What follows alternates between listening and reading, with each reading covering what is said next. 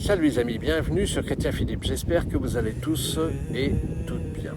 Les Écritures saintes sont-elles la seule autorité de la foi chrétienne? Les Écritures saintes sont une composante importante de la foi chrétienne. La Bible reste l'ouvrage le plus vendu à travers le monde. Livre sacré pour le judaïsme et le christianisme, pour les chrétiens, la Bible est inspirée par Dieu. L'Église encourage les fidèles à se familiariser avec les Écritures saintes.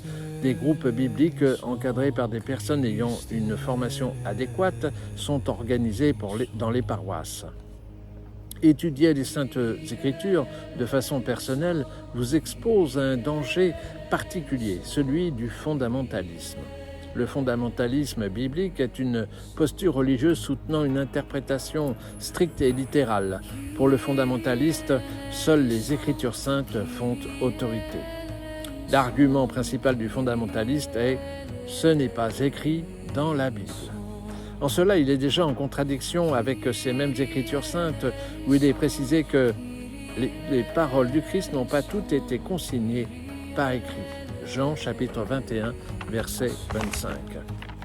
D'ailleurs, le Christ n'a écrit aucun document ni enseigné de ne se référer qu'aux seules Écritures saintes. Alors, quelle est l'autre source chrétienne qui fait autorité dans l'Église? Cette autorité s'appelle la tradition. Non pas utilisée de façon péjorative ou caricaturale comme le font les fondamentalistes, mais dans le sens de transmission verbale, le dépôt de la foi, du patrimoine théologique de l'Église. 2 Thessaloniciens, chapitre 2, verset 15. L'Église est désignée aussi comme colonne et appui de la vérité. 1 Timothée, chapitre 3, verset 15. Un bel exemple figure dans le livre des Actes des Apôtres, au chapitre 8, verset 30, où il est mentionné qu'un eunuque éthiopien lisait un passage du livre d'Isaïe, au chapitre 53, préfigurant un Messie souffrant. Le diacre Philippe s'approche de lui et lui dit « Comprends-tu ce que tu lis ?» L'Éthiopien de répondre « Comment le pourrais-je si personne ne me guide ?» Le diacre Philippe monta alors à côté de l'Éthiopien et lui expliqua le sens des Écritures. Ainsi, nous percevons le danger d'une interprétation personnelle, laissant libre cours à des interprétations parfois fantaisistes, au pire encore contradictoires. Les fondamentalistes rétorqueront qu'ils ont l'aide du Saint-Esprit.